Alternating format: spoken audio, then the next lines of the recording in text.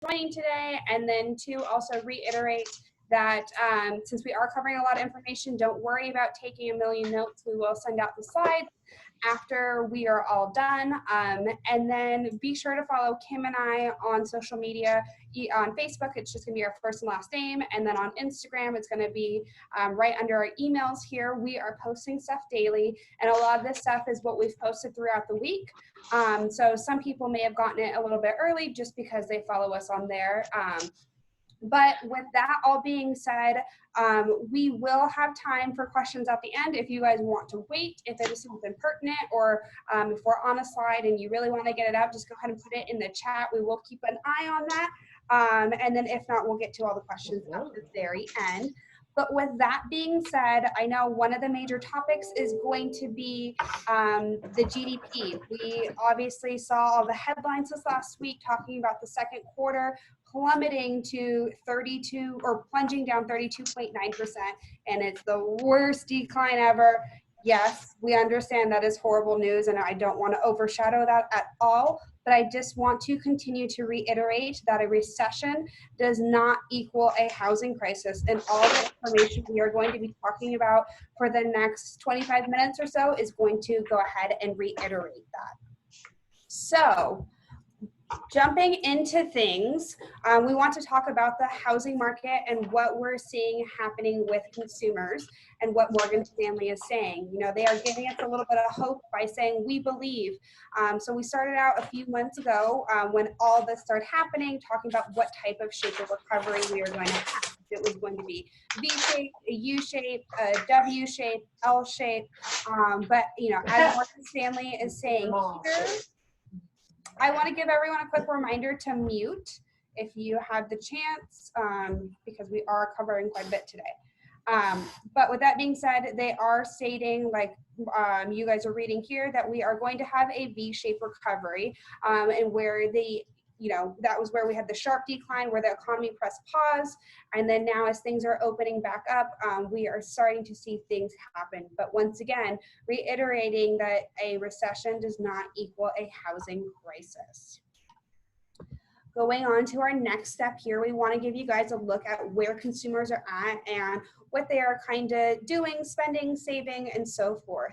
So we pulled this slide in to show a total of things. It is starting at the beginning of January, and if you guys look at it from left to right, where we started out, and then obviously we started seeing the decrease in February and March.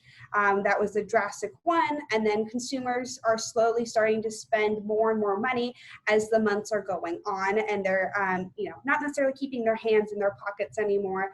More people are obviously shopping online and doing other things to keep them busy and their boredom. So going on to the next slide, we're actually going to be breaking it down to where they are spending everything. So this comparison is going to go over the different sectors in the economy. Once again, all this information is starting in the beginning of January. And of course, the one thing that's going to stand out the most is going to be the yellow line on top, which is groceries. We all know why, restaurants being shut down, we have to eat at home more, we're limiting our exposure, we're following community guidelines and staying home. So obviously our grocery bills are going to be going up. The one thing that isn't on the slide is actually going to be the amount of dishes we've done in the last, 4 months now. I'm personally over the amount of dishes from eating at home so much, but I'm sure there are other people out there with me. But going forward to look at everything else, going down to the rest of the categories, broken down, you are going to see the sharp decline coming up. Obviously in the apparel is, like I said, people are occupying themselves with online shopping, and it's showing up. Healthcare, the two things that we are seeing a little bit staying down, and we know it's going to be the longer recovery, is going to be the arts and entertainment and transportation. Obviously people are abiding community guidelines, events have been canceled, so no one's really going out to the entertainment as such as concerts, sporting events, and everything like that. And then transportation, as we know, people are working from home more and more. This is actually Kim and I's first time in the office together since the start of things. So people are using transportation less. They are not taking buses as much because companies and just communities in general are evolving and still keeping people at home. So obviously that is going to be a slower incline, but I think eventually we will get back. It's just going to take a longer time. Going on to the next slide, the shelter impact on savings. You would think with people having a decreased amount of spending that they were possibly going to be saving it, and that is true. For 2 out of 3 people, they state that they are saving more money. Yes, 25% of them are saying, no, I'm earning the same, but I've decided to spend money. Those are the people that are, I'd say, large advocates in the supporting local movement that we've started seeing a lot more to keep a lot of our smaller local businesses alive. And then you are going to see 12% of people saying that they are spending less, but their income has also been decreased. And this is very common, and we don't want it to be alarmed, but the great news is all those people are still employed, and I want to continue to reiterate that, as Kim will touch on the unemployment subject towards the second half of the presentation. So this is just giving everyone an understanding of where we are at today. Going forward, you are now going to see this quote from the Wall Street Journal, and it is stating a strong economic recovery depends on the effective and sustained containment of COVID-19. Sounds a lot like common sense, but we want to reiterate it too. So going forward, how the economy will be impacted will be determined by the phases as we are opening up things. We are seeing this nationally and here locally in Arizona. Obviously, we had less of a restriction to start, and then we had this, the quick, oh my goodness, things are, hitting the wall. We got to shut everything down again. So we are seeing the small second repercussion from that, but we are recovering great. So we are looking and want to bring our businesses up to date and give us all this info. Here we are going to be showing the showing time data. Kim and I have reiterated week after week to have not only the micro view, but the macro view also. So this is going to be your macro view looking at the nationwide data. And I do want to say that if you guys want to have the showing time graph for Arizona specifically, reach out to Kim and I. We have the link to that graph. It is great information and also great to show anyone that's on the or on the line of wanting to sell, because it is showing that we do have lots of interest still out there. But nationally, we are seeing that obviously we had a strong start in January and February. For obvious reasons, we took the dip down in March and April and the first little bit of May, but then now we've started seeing things with a positive increase of showings. Consumers are saying they're back out there, but it's a lot of the pent up demand after several months of being in the same house and kind of figuring out that this isn't our forever home. They really want to take advantage of the low interest rates and get into something else. So now the big question you're going to see more and more often, well, when is this pent up demand going to fall? Here in Arizona, I can reiterate it's not going to fall anytime soon because our demand compared to our supply is vastly different. And if you guys were on our call with Tina Tambor earlier this week, she reiterated that too. So if you guys weren't, like I said, reach out to Kim and I, and we can give you the exact data that Tina used locally for the Maricopa County area. And I do want to point out the week of 7/7, you guys are seeing a small dip. It's still positive, but there was a dip. I want to reiterate that this is normal, guys. This is something we see year after year, and it is just the trend of 4th of July. So I don't want that to scare anyone, to think it had to do with our, little second wave of things happening here in Arizona. That is completely false. It's just following normal trends, and we don't want you guys to lose sight of that here in real estate, we are still seeing some of the normalcies happen. Going forward, we are going to talk about the amount of purchase applications on a year-over-year difference. This is crazy because we are now seeing for 10 straight weeks an increase of loan applications. Not only are people refinancing, but they're out there buying. They're taking advantage of the affordability right now and also looking at homes and stuff like that. So they aren't going anywhere, and it's crazy that they're still coming out this strong, and it's certainly an indicator of the strength of our market here. So we just don't want you guys to lose sight on that. But Kim's going to take it over from here, so let her go. All right. The National Association of Home Builders said this, that builder confidence in the market for newly built single-family homes jumped 14 points to 72 in July, according to the latest NAHB Wells Fargo Housing Market Index released today. The HMI now stands at the solid pre-pandemic reading in March before the outbreak affected much of the nation. So basically, builders are saying from a confidence standpoint that they are at the same place they were prior to the pandemic. And a lot of this is being driven by people moving out of urban areas into suburban areas. Builders are seeing strong traffic and lots of interest in new construction as existing home inventory remains super lean. People are also seeking larger homes and anticipate more flexibility for telework in the coming years. NAR came out with what they call the Housing Market Recovery Index, and it's very interesting to take a look at this as we look at economic recovery and our industry's ability, like we said, to lead the way out of our recession. What they did in this Housing Recovery Index is they took 4 components of housing.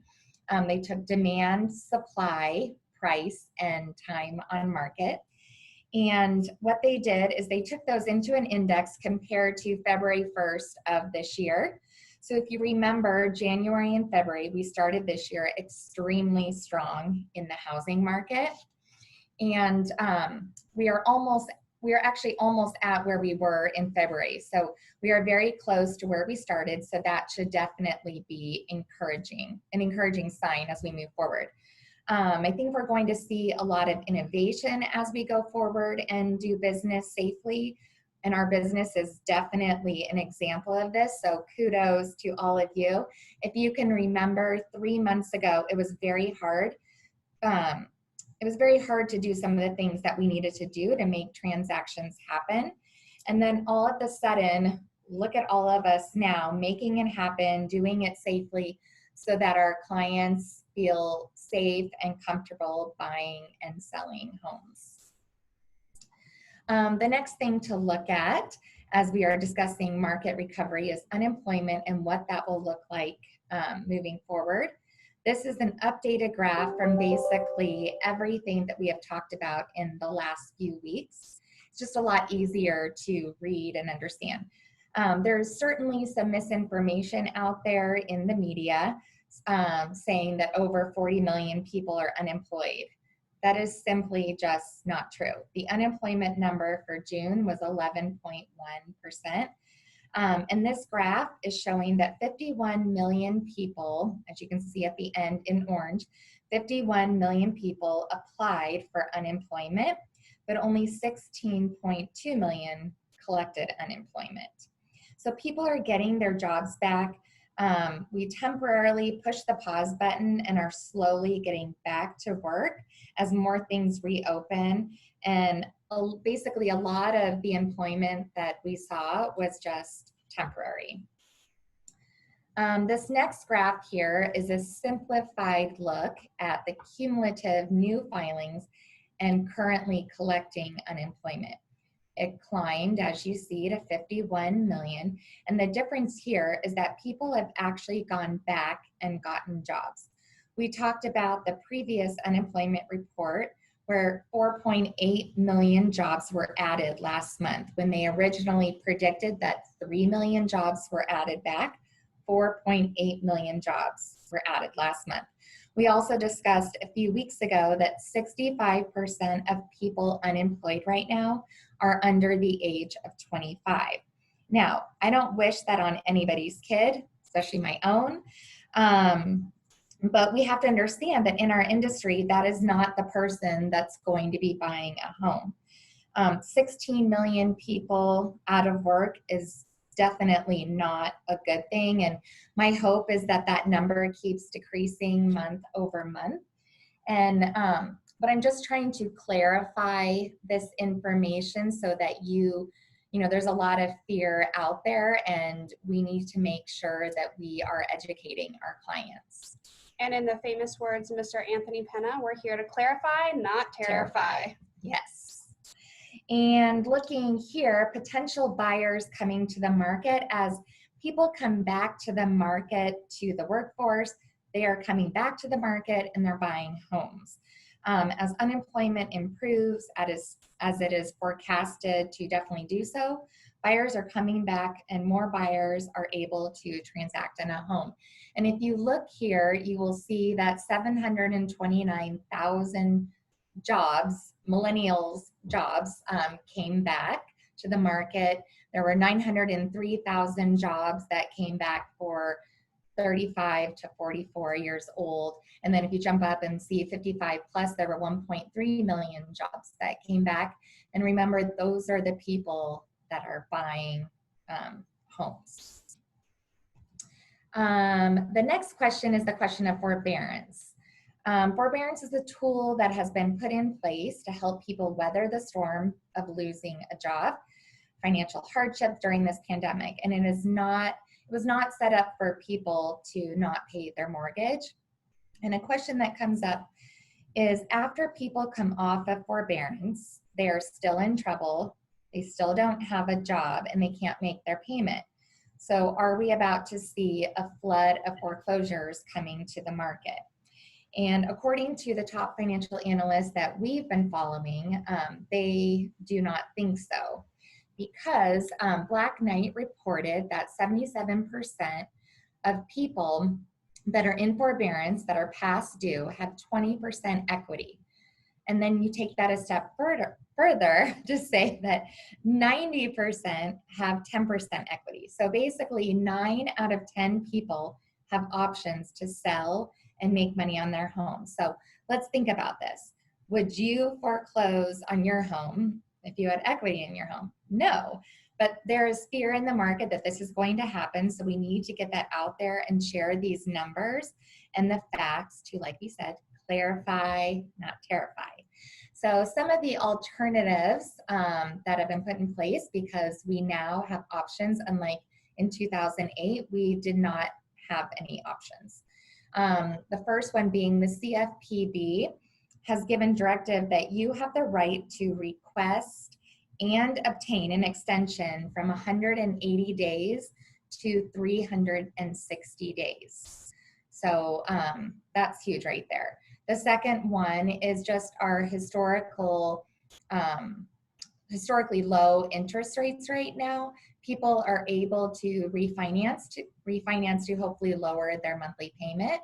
And then lastly, just because of the amount of people that have equity in their home, they have the option now to sell their home, unlike they did in 2008. In this next graph, it's showing unemployment rates and home sales. And you can see from this chart that they do not have a direct correlation at all. If you remember from 2 weeks ago, we talked about Susie Orman's quote and how she felt the opposite. So we wanted to show this graph, which is showing a couple cases to basically see if that is true. So in the first case, it was in the late 80s, we saw unemployment numbers were up and home sales were also up.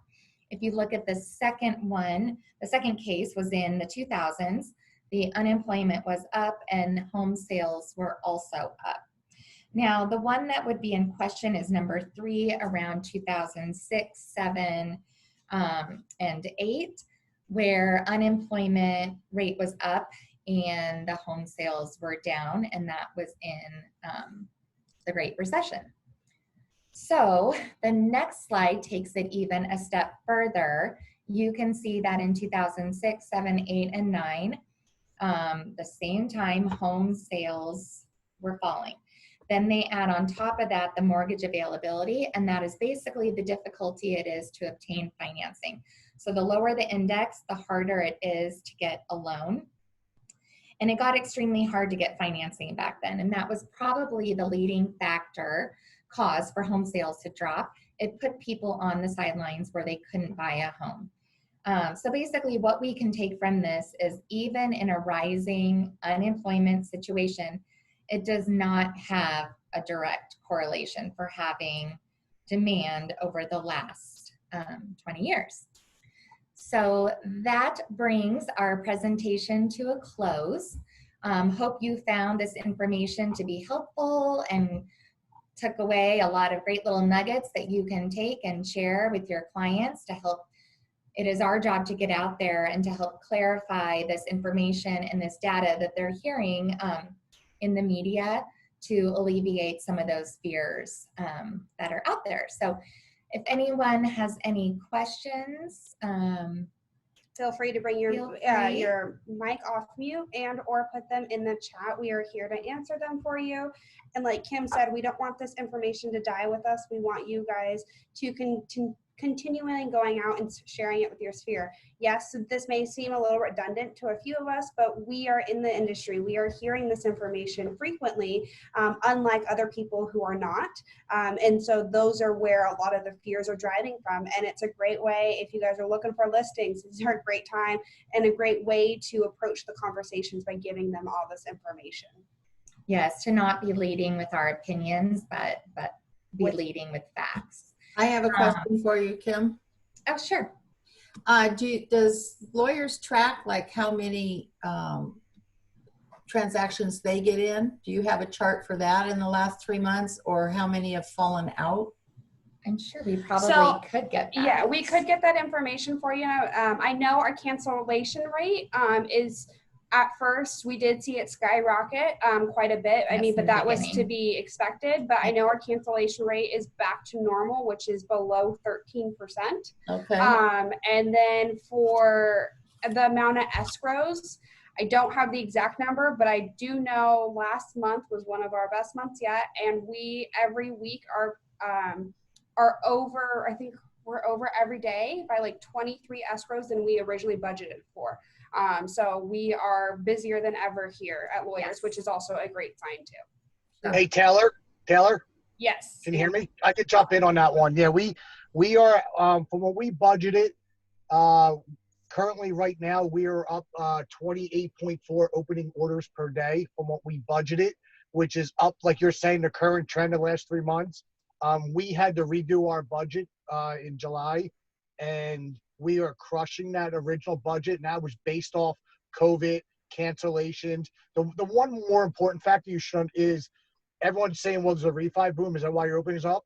Our fee per file has jumped up $275 per closing, which means we're getting more purchase business in there. So if you want to compare the stats with the, what's going on with the economists and with our title company, to answer your question, yes, we are seeing an increase in business. We are seeing an increase in purchase orders, and our cancellation rate is below it was actually last year at this time. So hopefully that answers your question. And just to thanks, Anthony. But to reiterate, and off of one of my clients who is an agent in the West Valley, to show that there are lots of buyers out there, she beat out, on one home in Peoria, there was a total of 67 offers on one home. So there are lots of buyers out there. And I know homes are getting snatched up. And what Tina said, from the time of going live on the MLS to going under contract, so that includes the negotiating time and everything like that, it's a total of, the average right now is 9 days. So that is crazy that our homes are flying off the market and completely under contract and escrow in less than 9 days. And with 2.75 buyers for every listing. Mm-hmm. We need listings. Yes. Anyone else have any questions? I have another question. Sure, Karen. Do you track that by area or price bracket? The 2.75. I imagine that most of those are in the West, in the lower price. That was nationally. Yeah, that was nationally. Locally, our stats for our July stats will come out next week. So when we do our market snapshot, we'll have a better idea of how things are looking for us here, and we'll be able to give you that data. And we should have our market snapshot by Friday of next week. That will give you how many people are looking per home here in our local market. Those snapshots are great. Yes. By the way, yeah. Thank you. Of course. Hey, Kim, can I jump in on one more thing? Yeah. Because we always say about that, headlines sell, and, the GDP report came out yesterday. And when we were doing our numbers this week, we warned people on Monday that number was going to be crazy bad. And and the thing is, it wasn't expected. And I know sometimes if you've been following us, you'll hear this again, but you need to let your clients know it. And we have the chart for you to send to them. Even though the GDP is lower, that was expected. There's been shutdowns, certain things happening. Recession does not equal housing crisis. I cannot reiterate that. And Taylor, you can jump in and finish that with the chart, but I just want to let you know, like, the headlines sell that was a horrible report, but that was expected. It wasn't a shocker on that report, but it's not going to affect our market. So. Yep, we covered that actually at the beginning of the call, Anthony. So Okay. we restated that several times. So, but like I said, with everything, we will be sending these infographics out for you guys to use and for you guys to share with your database. Please feel free to post them anywhere you would like, and be sure to be following Kim and I on social media. Once again, our Facebooks are just going to be our first and last name, and then our Instagrams are going to be the @ below our emails. We are posting these graphics daily and as they come out with an explanation. And feel free to screenshot anything Kim and I post and just repost it for yourself. Everything, make it your own. Everything we are posting is pretty general for that reason, because we want you guys to share it with your sphere as much as possible. So once again, the information doesn't die here or die with you. It's getting out to everyone. Exactly. But I think with that being said, if no other questions, we are finishing up right on time. That way you guys can get back to the rest of your day. And in this busy market, I don't want to take up too much more time. So we look forward to seeing you guys in 2 weeks, and then look for an email from Kim and I later on today with all the slides. Thank you. Thank you. Have a great day, guys. You too. Bye-bye.